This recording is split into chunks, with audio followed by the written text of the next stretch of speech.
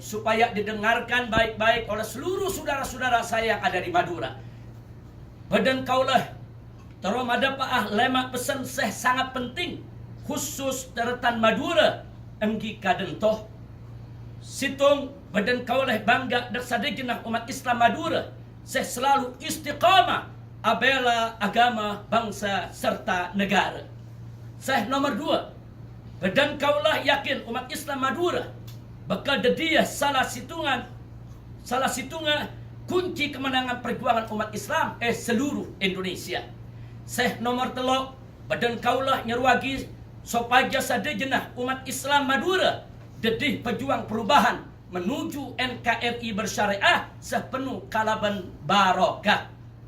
Nomor 4, ngereng dediagi sadegenah compok orang Madura sebedah ekak di maah saus baik Madura maupun luar Madura, bahkan sebedah luar negeri sekalipun seperti Makkah sarang Madinah supaya ada dia di posko pemenangan Prabowo Sandi. Nomor 5, rezim sesamangkan kadintoh mesti ditumbangkan karena zalim sarang tak agedih keadilan. Ben selalu gentet manabih Prabowo sarang Sandi koduh kita pilih karena kadinto hasil ijtima ulama. Ben ampun tanda tangan perjanjian sarang para ulama untuk dedih pemimpin seadil amanah serta siap alaben PKI sarang orang liberal serta aliran sesat lain juga siap taat komando ulama.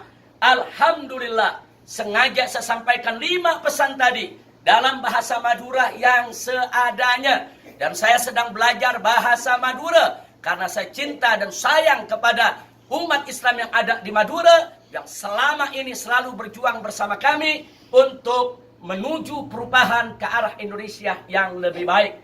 Tolong dimaklumi kalau dalam bahasa Maduranya kurang fasih, kalau dalam bahasa Maduranya kurang pas, tapi setidaknya itu menunjukkan betapa mahabbah saya dan keluarga saya serta seluruh keluarga besar FPI kepada seluruh orang Madura dimanapun Anda berada. Nah itu saja pada malam hari ini. Ayo jangan lupa pesan saya, ikuti terus komando para ulama. Jangan lepas dari para ulama-ulama kita yang ada di Madura. Habaibnya, masyaikhnya, ulamanya di seluruh Madura. Baik yang ada di Madura maupun di luar Madura. Bahkan yang ada di